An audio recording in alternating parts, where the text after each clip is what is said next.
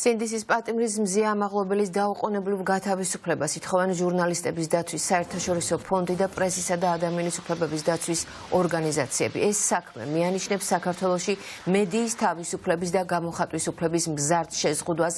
ნათქვამია მედიისა და ადამიანის უფლებათა დაცვის საერთაშორისო ორგანიზაციების ერთობლივ განცხადებაში. მზია ამაღლობელი უკვე მე-13 დღეა შიმშილობს და ამ ფორმით აპროტესტებს მის წინააღმდეგ წაყენებულ აბსურდულ ბრალს და რეპრესიებს ქვეყანაში. Როგორ აპირებენ უფლებადამცველების სამართლებრივი დავის გაგრძელებას? ნინო გაზდელიანი ჩაგორთვება პირდაპირ ეთერში. გისმენ ნინო. ახალგაზრდა იურისტთა ასოციაცია, რომელიც იცავს მზია ამაღლობელის უფლებებს, ამზადებს საჩივარს სტრასბურგში წარსადგენად. ისინი იდავებენ მეხუთე მუხლის დარღვევას, რომელიც გამოიყენება თავისუფლების უფლების შეზღუდვის შემთხვევაში. იურისტების შეფასებით, მზია ამაღლობელი არის უკანონოდ დაპატიმრებული, ვინაიდან მოსამართლემ მიუხედავად იმისა, რომ არ არსებობდა საკმარისი მტკიცებულებები, მან მაინც დააკმაყოფილა პროკურატურის შუამდგომლობა აღკვეთის ღონისძიების სახით პატიმრობის თაობაზე და დაეყრდნო ისეთ გარემოებებს, რომელიც ამ დრომდე არ არის დამტკიცებული. ამიტომ ისინი ფიქრობენ, რომ ერთადერთი გზა მზია ამაღლობელის დარღვეული უფლებების აღდგენის ეს არის სტრასბურგის ადამიანის უფლებათა სასამართლო და მიუხედავად იმისა, რომ ზოგადად ყველამ კარგად იცის, რომ ძალიან სწრაფი ტემპებით არ განიხილება ხოლმე ეგ საჩივრები, ვინაიდან მზია ამაღლობელს უკანონოდ აქვს თავისუფლება აღკვეთილი, ისინი იმედოვნებენ, რომ ამ საქმეს მეტაკლებად უფრო დაჩქარებულ რეჟიმში განიხილავენ, რაც შეეხება მისი ჯანმრთელობის მდგომარეობას.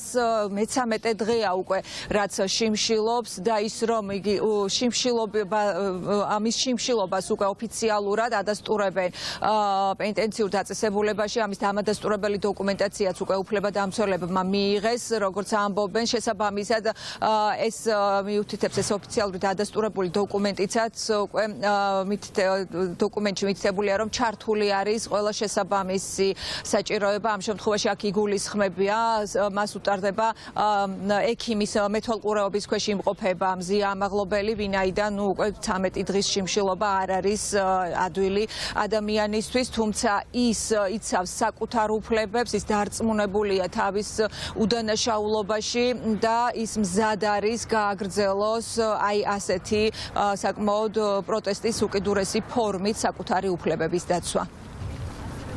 პროტესტი, რომელიც მზია ამაღლობელს აქვს, გრძელდება, იგულისხმება პროტესტის უკიდურესი ფორმა შიმშილობა, რომელიც სრული ფორმით ხორციელდება, სრულ შიმშილობაზეა, მხოლოდ წყალს იღებს და ის დაკავების შემდგომ არის უკვე ამ რეჟიმში. ემზადებით ადამიანის უფლებათა ევროპული სასამართლოსთვის მისამართად, იმიტომ რომ პატიმრობის საკითხზე უკვე ამოწურულია ქვეყნის შიგნით გასაჩივრების მექანიზმები. ამ შემთხვევაში მხოლოდ პატიმრობასთან დაკავშირებული საკითხის გაგზავნა შესაძლებელია სტრასბურგის სასამართლოში, თუმცა, რა თქმა უნდა, აქ არსებობს ბევრი სხვა უფლების დარღვევა, მათ შორის არასათანადო მოპყრობასთან დაკავშირებით. ამასთან დაკავშირებით ჩვენ მიმართული გვაქვს სპეციალური საგამოძიებო სამსახურისთვის და გამოძიება დაწყებულია, როგორც დაგვიდასტურეს, თუმცა ჩვენ ველოდებით იმას, რომ დროულად მოხდეს მზია ამაღლობელისთვის დაზარალებული სტატუსის მინიჭება, რომელიც ჯერჯერობით არ მიუნიჭებიათ მისთვის, რაც ასევე დარღვევა.